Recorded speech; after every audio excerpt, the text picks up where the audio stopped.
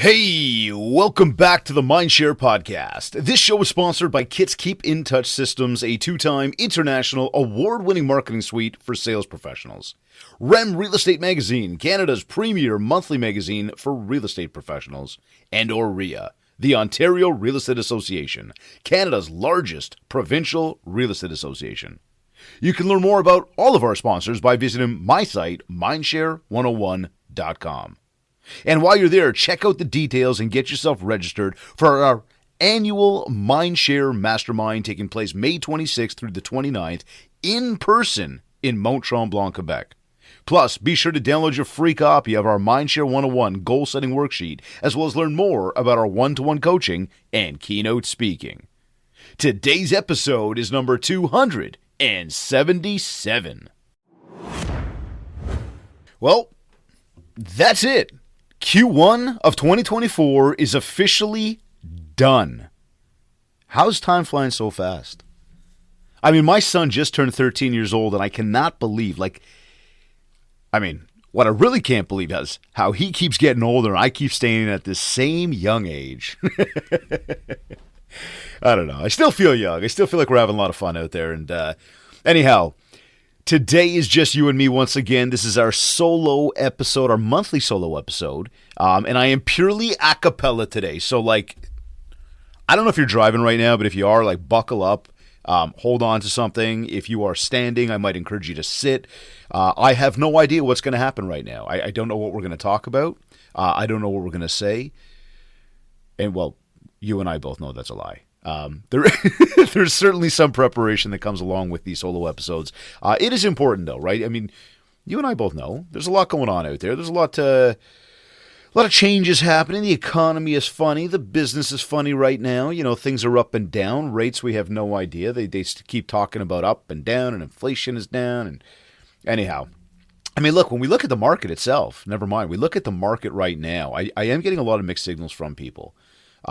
As to what is going on out there, whether or not they're slow, whether or not they're busy. There are some pockets that are extremely busy, where I'm hearing from people that they're doing, they've got very busy open houses. They have a lot of inquiries.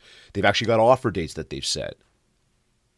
Then there's other people that I'm talking to in other markets that are not having that same type of success. In fact, it's very, very quiet out there for them. And I mean, I guess just like anything else, it's, related to where do you live and what market do you work and what are the people doing and what kind of properties are they looking for? It's a market. People are not out there every single day looking to make crazy moves, but there are these trends in a market, right? And we see a lot of things when, again, for example, real estate. Everybody. No, you know what? I'm going to compare this back to, and this might be slightly different, but you might laugh about this, but do you remember the toilet paper craze? Do you remember when everybody was going nuts? Oh my God, there's not going to be any more toilet paper. And everybody was going out to the stores. And then you'd see everybody rushing to get toilet paper. And of course, there was that one person who was filling up their cart with every single, package without having any consideration for other people. Completely different topic here. But it was this thing where something was happening. Everybody felt that it was going on. And, well, they thought, hey, if they're doing it, I have to do it as well. Well, now let's come back to the real estate market. Why did things go so crazy? I mean, I actually I don't know if you caught this, but I just posted something the other day about an article that I'd read about somebody who purchased a home, and I don't have the numbers in front of me anymore, but I'll sort of get there close. They purchased a home in February 21 for $2.1 million, something like that. They then tried to relist it only a few months later for $3.3 million. They didn't get any bites. They then came back down to a $2.2 million. And then after all said and done, I think the thing sold for $1.4 million. Now, the article really read $700,000 loss. But was it? Or did they just pay way too much money? And again, why did they pay all that money? Why were there so many people willing to pay that money? Why? Because everybody else was doing it. Now, I say everybody else with these air quotes. Wasn't everybody. But a major portion of the market decided, hey, that's what I'm going to do. I'm going to go out and I'm going to buy a property. Why? Because somebody else is buying a property. And, well, this is the time to buy a property. Doesn't make a lot of sense. We saw things skyrocket in prices, and then everybody went out to buy, thinking they're only going to get higher. Well, how much higher can it go? Like, look at the cost of living right now. It is ridiculous. Everything keeps going up. Groceries are up by, and again, I'm not going to sit here and quote stats. They're up by 10%. They're up by 30%. I mean, if I did enough studying on this stuff, I know what the percentages are. In fact, I'll ask you, do you know what the percentages are?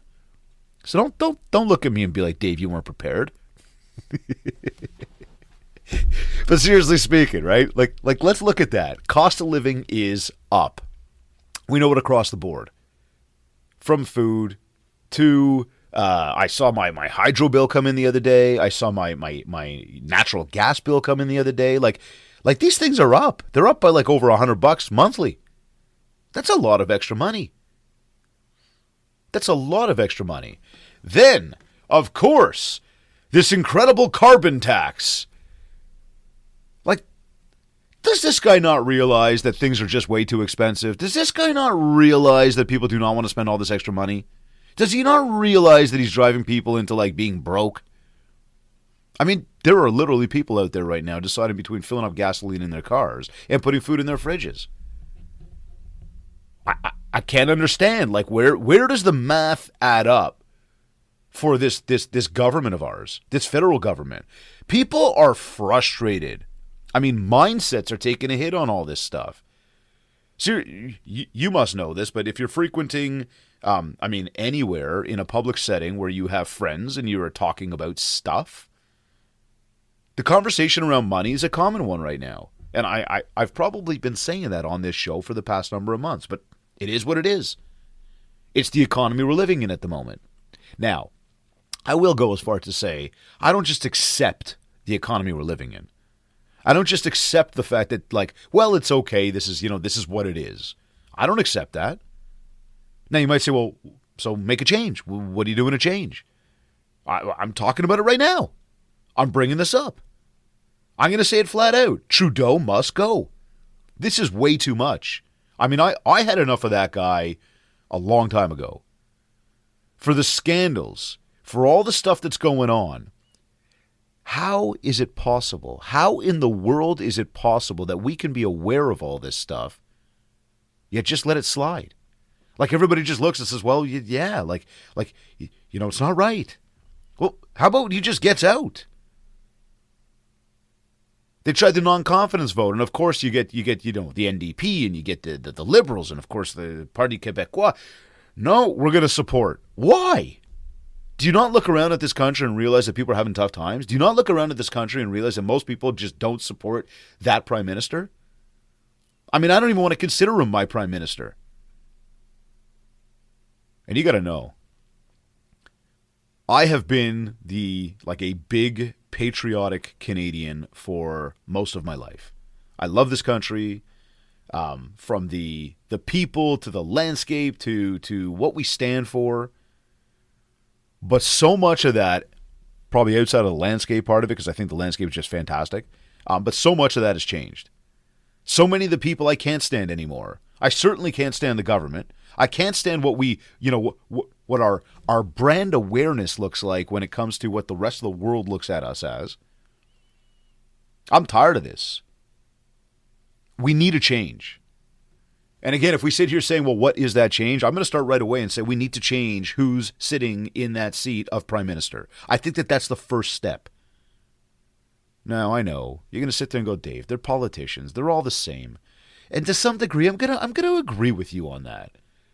But I do truly believe that we need somebody with a different mindset, because this has turned into an all-out shit show. He's got to go. Everything keeps getting more expensive, and he's got this logic of, like, you're going to pay all this money into a carbon tax, but we're going to cut you checks to come, so it comes back to you. Some of it comes back to you. Well, what are we pushing paper for? I think about all the taxes that we pay as individuals, as businesses. You pay tax when you're, making your money. You pay tax when you're, transferring your money. You pay tax when you're spending your money. I mean, what the hell? And then here we are, all of us, worried about getting up every day to go make money. Here's a solution. It's really not a solution. I was going to say, everybody stop working. Don't worry about making money. Now we don't have to pay them money. But I know, not viable. How about we all stop paying taxes? How about everybody just says, forget it. I'm not doing my tax remittance. But like, everybody's got to be on board for that. So unfortunately, we both know it'll never happen. This comes back to the toilet paper mentality, what I call the sheeple mentality. I mean, you could spark something that's like everybody follows, but anyways. Look, the reason we're talking so much about this on this episode is just to acknowledge that our economy right now, the mindsets of people, the way they spend their money, how much money they have to spend, how much they can afford to spend, it has drastically changed over the past 24 months from what it was 24 months before that. Which naturally, the trickle-down effect starts to, well, impact obviously every business out there, but specifically our business. And I tell you all the time, you cannot control the market. You cannot control your competition. But you certainly can control what you do. So tough market or not, I mean, this is something, and I talk to my dad about this all the time. You know, he loves watching the news. That's just been something that he's done for many, many, many years. And he's always got this, like, this beautiful, not beautiful, this negative tone to conversations. What's going wrong with the world? What's going wrong with the economy? And I know you're probably like, Dave, you sound exactly like your father. You're talking about what's going wrong. No, I'm trying to make a statement for a moment here. And I'm going to back that up with something else. But again, he's always paying attention to what's wrong, what's happening out there, what the bigger picture is going, that's impacting everything. And don't get me wrong, you got to understand what's happening. Moreover, I'm going to come back to the fact that you, me, everybody, we still all have to get up every single day. We still all have to focus on what we need to do in a day. So whether it's going on out there or it's not, we still got stuff we need to do. We still got bills we need to pay. We still have fun that we want to have. I'm not just going to curl up in a corner, hide our head under a hoodie and hope till somebody says, hey, it's over. That could be years. I so hope it's not years. I really want this guy out. Anyways. Markets, mindsets, okay? There are outside factors, but you cannot change them, so you can change exactly where you're at. Now, as we started off by saying, Q1 is done, finished, over, history, gone. Just like that. And the question I have now for you is, how did the goals go? How did you do in these first, 90 days of the year? Did you track? Did you look at what you were looking at? Here, did you look at what you were looking at? Whoa, Dave, that was confusing. Okay, follow me here. Back in November, and by the way, as you listen to the show regularly, you might look at some of this stuff and be like, man, I've heard him say this before. Yeah, there's a reason that I repeat it. It's because most people actually fall off way too quickly. Most people don't put in the patience. Most people don't put in the effort to truly achieve what they want. Yet they sit around and they lament about what's going on out there. Again, like I mentioned, about the bigger picture of the world, about what's actually going on. Oh, but this, oh, but that, oh, but. You know what, oh, but? Oh, but excuses. Enough with the bullshit excuses. Enough. What you want is always possible. You just got to figure out how to conquer it. In fact, I just read a great book. Let me pull this one up. It's called The Obstacle is the Way. And I'll give you the author's name here. Hold on a second. Wait a second. My list of books now is all upside down, backwards, and let me see if I can grab it here. There it is. The Obstacle is the Way by Ryan Holiday. All I'll share with you about this one, and I know for some of you as my coach clients we've talked, I've already mentioned this to you. But the idea behind this book is it talks about the fact that there are challenges. That people were faced with, hurdles, obstacles. Many of these people are like the famous historians and philosophers and the people that you and I have learned about in books from hundreds of years ago. These stoic stories that we share with ourselves and with our family and our loved ones and our children to teach them. Had those people not battled through the obstacles that were in their way, we would not have learned about that. We would not have many of these life lessons. So I'll boil this right down right now and say, hey, you're always going to be faced with something. You're always going to be faced with something in your way. It's a matter of what you choose to do and how you choose to, well, get around it. Or, I mean, hey, you could give up, walk away, go hang your head and do nothing. Straight up.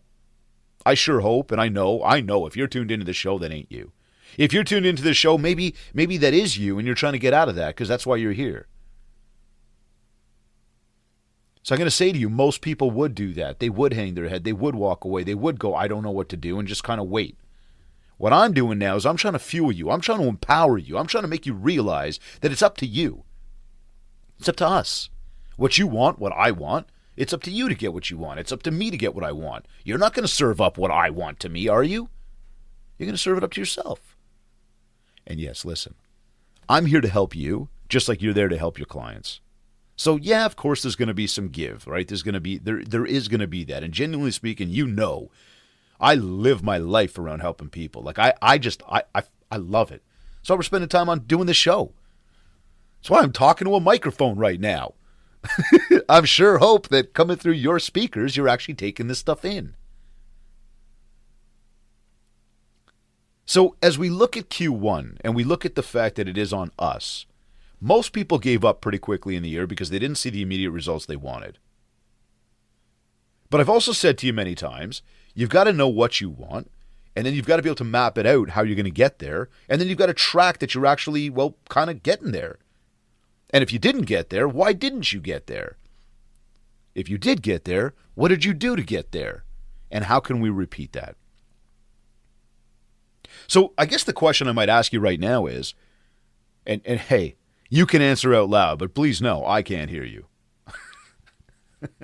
I told you, we're having fun here. I love these solo episodes. But serious question. Where did you notice your business coming from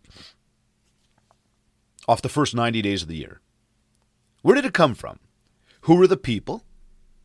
What channels did they reach out to you on? Did any of them make mention to how they found you?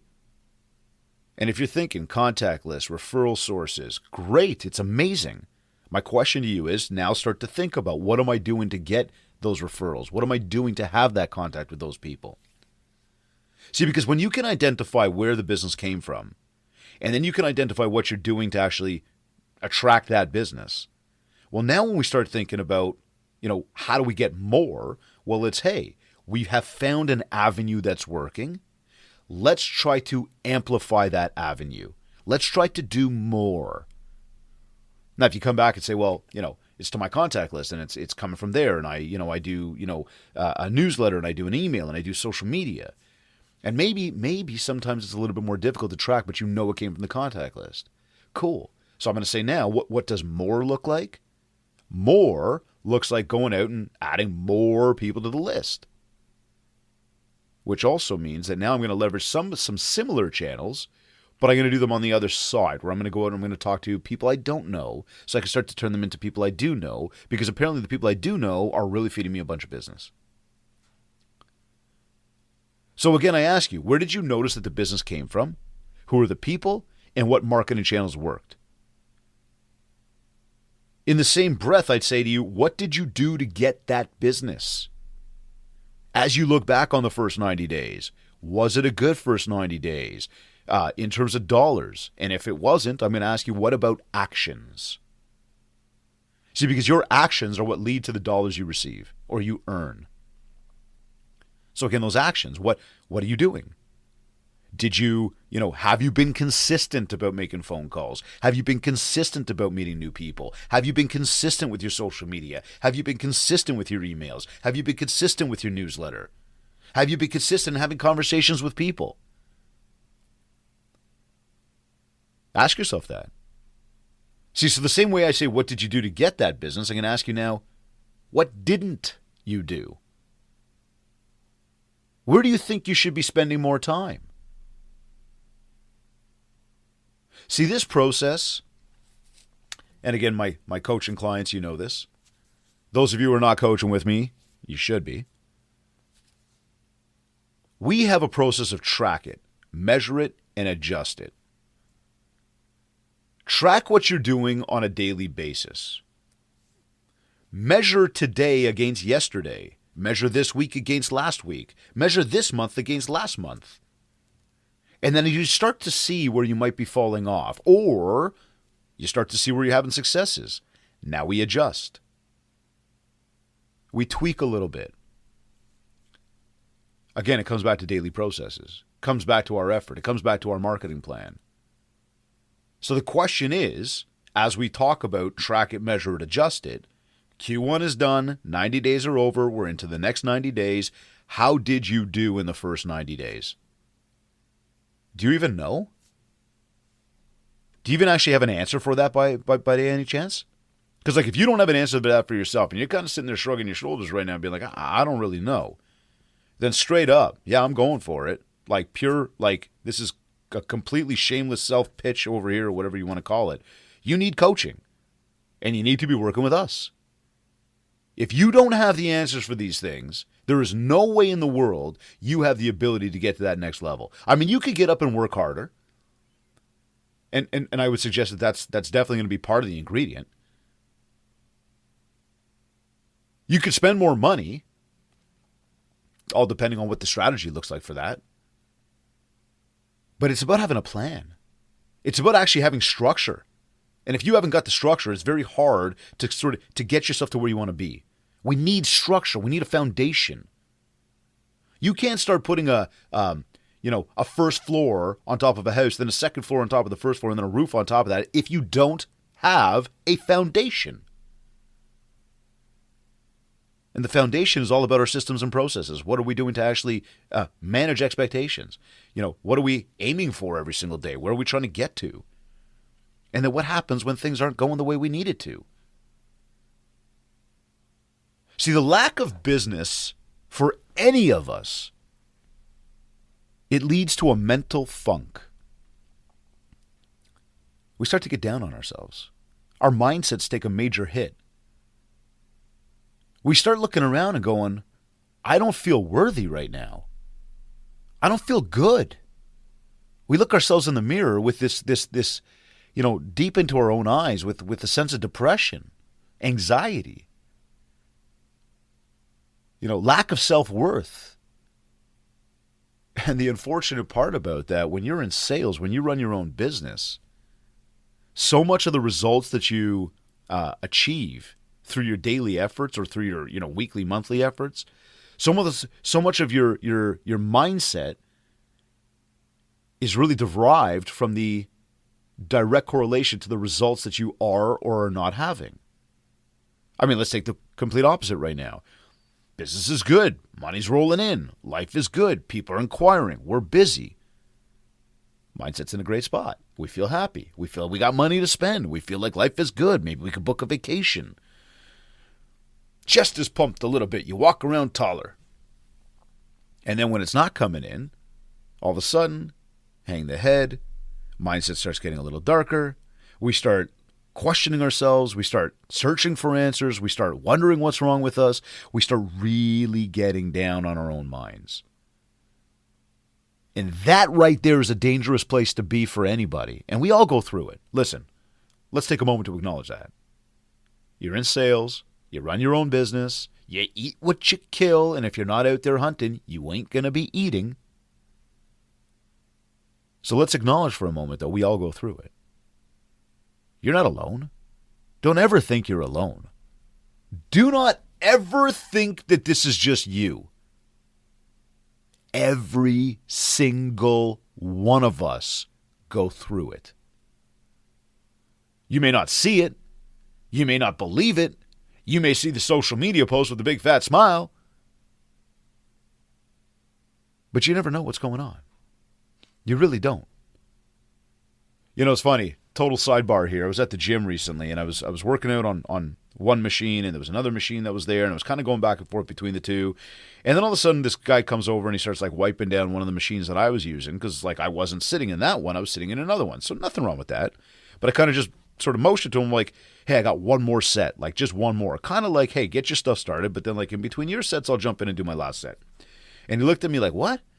And I just kind of like said that I got one more. And out of disgust, he shrugged at me, looked at me, gave me this bad look, kind of like kissed his teeth at me or whatever just happened. You know, you that just negative like vibe, and he walked away in disgust. I didn't think anything of it. Kind of shook my head like, what's wrong with that guy? Sat down and like did my thing. Well, as I'm doing it, this next gentleman walks up and he looks at me, and this is the point I brought this up. And he goes, hey. I said, yeah. He goes, sometimes there's more going on the inside than there is on the outside. And he walks away. Little fist pump, and he walks away. Now think about that. Think about that when you think about anybody else that's out there, and you're looking at the whole world going, why are they so happy and I'm struggling? Why do they seem like they're having so much success, but I'm not? You got to put this stuff in perspective. Sometimes there's more going on the inside than what you see on the outside. Now, that could lead to people being happier on the outside. That could lead to people being, really angry on the outside. So just, perception. I've said before, perception's reality. To some degree it is. But much the same. Focus on you. I guess that's what it comes down to. Don't look at other people and give yourself some story in your mind for what they're going through or how good it is for them and how bad it is for you. Don't do that. Okay, because again, when mindsets are down like this, it really does lead to people searching for answers. It then leads to people making drastic changes. Changes in what we do, how we do, where we spend, what we spend on, what's working versus not working. But you also got to look back at the journey. Another book here. I've told it to you before. I'll tell it to you again. The Gap and the Gain. As opposed to worrying about where you're going, let's take a moment to acknowledge how far you've come. Let's take a moment to acknowledge how you got here. Of course, the outside factor is impacting what's going on right now. Maybe there's been a lot of success to get you to where you are today, but maybe today you're not having the success you want. Simply put, A, because maybe you're not putting the effort. Maybe you fell off the rails of what your plan was. Or maybe the market is just what it is right now, and you're battling that. An external factor. A storm. Well, what do you do when what do you do when there's a snowstorm? Outside of dressing warm and maybe bundling up at home. At some point, you get out there and you shovel. You shovel your way out of the snow. Well, I guess the same thing right here. You see, frustrations, and again, mindsets being down, they cloud our judgment. They cloud the decisions that we make. And they cause us to, again, make drastic changes when maybe we're not supposed to be doing that. Money is not the solution to complacency. If you're not having the success that you want, you again have to look at what is it that I'm actually doing every single day. And if I'm not doing what I should be doing, well, then maybe I need to be changing what I'm doing. And again, you might say, well, how do I know that? And again, like I said, that's where you seek out coaching with us. You seek out somebody you can talk to, somebody who understands what's going on out there, somebody who really has walked through these trenches many times before. Don't be shy to find yourself help. Think about the investment that you make into you. That investment will pay dividends for not just immediately, but for years to come, for the rest of your life. How do you deal with a negative mindset? How do you deal with the lack of production? How do you deal with all of it? This is where, again, seeking out the right help will help you get there. Now, is it just find the magic pill? Is it just spend money on something random? No. It's about having a plan. Random. AI. Now, I got to tell you, I'm really digging into this AI stuff. It is powerful. Like it is like mind blowing at how amazing some of this stuff is. Some of the information that you can gather, some of the learning that you can do, some of the implementation you can do. But it's the bright shiny object right now. It's the trend in our industry right now. I got to get AI. I have to AI my business, future-proof my business. I'm going to automate this and I'm going to automate that. And like, let's be clear. Automation itself is not some brand new idea. In fact, a good buddy of mine always says, set it and forget it is set it and forget you. Remember, you're in a people business. Sure, try to figure out how you can incorporate some AI.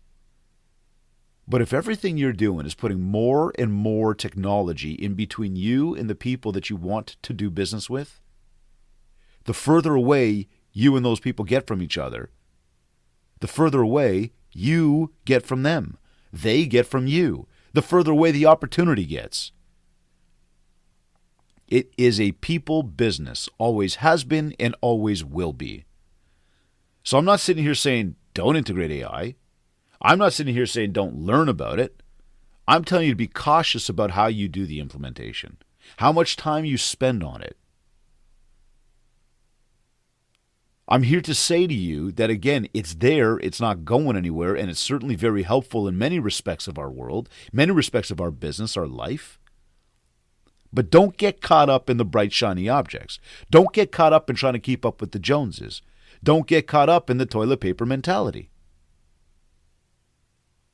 Really analyze what it is that you need to do for your business. Come right back to the systems and processes, the tracking. Make that list. What are you trying to achieve? Make the list. Where are you having challenges? Once you do that, start to look for those solutions. And maybe the solution is bringing in some tech. Maybe the solution is bringing on somebody else. But knee-jerk reactions just to spend money and I'm going to implement all this stuff because, I need to get more business. It's not a plan. There's no roadmap there. Like here, video, okay? Trending right now are these green screen videos where, you've got something going on in the background, be it another video playing or an article. And you've seen me do them. You've seen, many people do them. Very trendy right now. But it's just one aspect of how you can leverage video content. And I've been having a lot of conversations with a lot of people, actually over a long period of time, never mind, but how to come up with content, how to make it dynamic, how to make it to the point where people are actually going to pay attention to it. Oh, I don't want to be the same old as everybody else. In fact, I've heard that multiple times over the past number of weeks. It's all the same. Everything you look at is all the same. Yeah, to some degree, there's a lot of same. So what are you going to do to be different? See, the problem with that question, what are you going to do to be different? The problem with that question is, all of a sudden now, we start searching for this answer of how we're going to be different. Yeah, we're thinking and we're doing and we're tinkering and we're thinking and we're doing and we're tinkering, and all the while, nothing else is happening. We're not actually doing the content. We're not actually putting ourselves out there. Look, there's no such thing as perfection. So my advice right now is just start. Okay? Start by creating a content strategy. Think about what you like. Think about what you love in life. Think about what makes you you. What are those pastimes? What are those things you do outside of business? Write them down. Oh, I don't want to, I don't want people to get to know me so well. It's going to attract too much business. I actually had somebody say that to me the other day. No. When I put myself out there, I get a lot of inquiries, and I don't want to deal with that stuff. Oh, okay, Mr. Cool, right? I chuckle. I'm thinking about the conversation. I actually laughed at the guy when he said it too. It was a good conversation. Nice guy. But, in my mind, I'm thinking to myself, I'm like, hey, listen, you got to leverage some of this stuff, right? And when we think about this idea of I don't want to be too personal, social media is all about personal. In fact, that's what's going to attract people to you. Sharing who you are, connecting with others, connecting with like-minded people. You want to do more business? Let people learn about who you are. So as you think about a content strategy, I want you to think about that. What makes you you? Write it down. Then I want you to get a a big desktop calendar, 30-day calendar.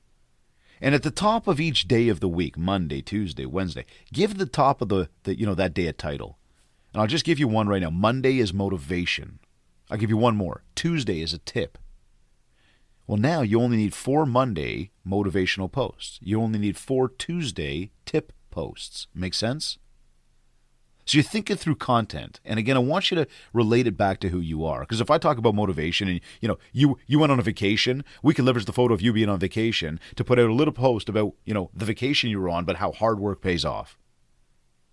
And you might just motivate somebody else to want to go out and work hard so they too can go on vacation. So it doesn't have to be these like word swag quotes and some whatever that doesn't mean anything to you or anything to anybody else. Share who you are. Start putting content together that's more about you. And don't try to polish it for perfection. Instead, just start posting. Start becoming consistent. Start by creating the content.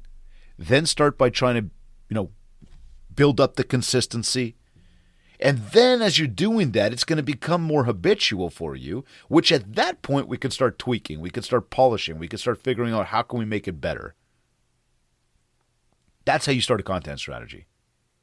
And as you follow us on Instagram, David Greenspan 101, on Facebook, on TikTok, Mindshare 101, it may not be the best. It may not be the best quality. You may not like whatever. But I'll tell you something. We are consistent. Like daily consistency without batting an eye. And that could be one of the big reasons you're right here today tuned in. See, what we're working to do at the sort of, base of it all is we're looking to raise our brand awareness. We're looking to get out there and build more mind share. So the encouragement here is just start. Don't wait. Because the longer you wait, the longer you procrastinate, maybe the less opportunity you get. Back to this mindset funk. Back to this Q1 is done. What did I do there? Well, I didn't do enough because I was just planning. Well, we're going into Q2. We're in Q2. You want to raise your brand awareness. You want to create more opportunities. Spring market ahead. Get yourself out there. Think about who you are and start sharing it with people. Now, who's the people? Find your niche. Your niche would be that contact list. Your niche would be the people that have like-minded interests as you. I like hockey. Do you like hockey? We may not like the same team, but we both like the sport, so we could talk about these things. Back to the content strategy. What do you like? What do you love? You see what's going on here? So we're going out to the people that already know us, like us, and trust us on the contact list. They're part of our niche. We're then going out to the people that have like-minded interests at us. They're kind of also part of our niche, but they're the strangers. But that now truly helps us get more people in the database. So if you're asking the question right now, so what else can I do? What else can I do to bring in more business? What else can I do to truly, raise the level of brand awareness, truly bring in more opportunity? I'll come right back to that. You got only 2 audiences. You got the people you know, and you got the people you don't know.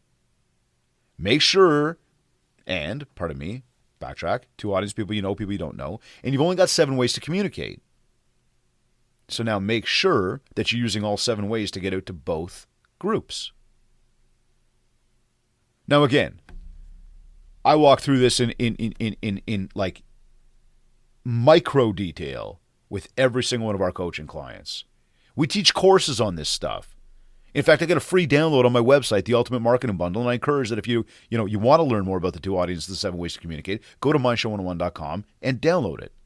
Read through it. DM me. Let me know if you got questions about it. But there's the foundation of your marketing. There's the foundation of how you build your brand awareness. And by building that brand awareness, that mind share, we are now going to create more opportunities. And so that no matter what's going on with the industry, or the market, you're in a position to win.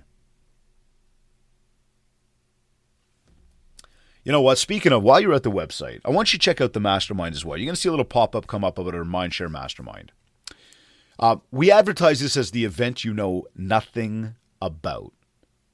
We don't tell people what the agenda is. We don't tell you exactly what you're going to be learning. We don't tell you, if there's any speakers, who the speakers are. We don't tell you what we're going to be doing there. What we do tell you is we're going to be there for 2.5 days.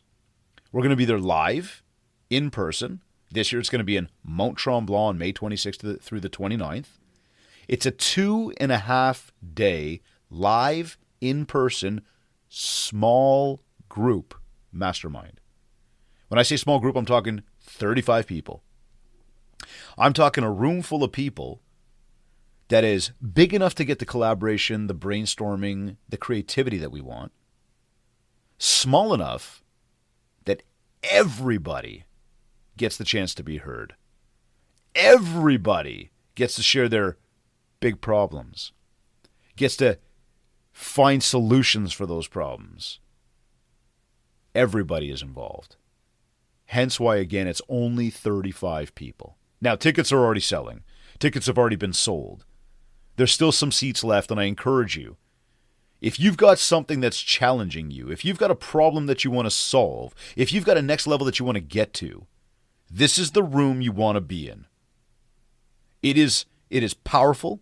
It is collaborative. It is loaded with problem solving, solutions all over the place. The networking is second to none. And here, for the cost of your ticket, okay, you're getting 2.5 days, 2.5 days of immersive learning and problem solving. You're going to be getting, what else we got here? Let's see. And I'm doing this, like I said, a cappella right now. So let me just think about the bullet points right now. But we're going to serve you lunch on both day 1 and day 2. We've got a group challenge that we're going to be doing together on the evening of day 1. We've got a group adventure that we're going to be doing together on the afternoon of day 2. You get to be part of the lifetime access to the Mindshare referral community. One free coaching call with me if you're not already a coaching client.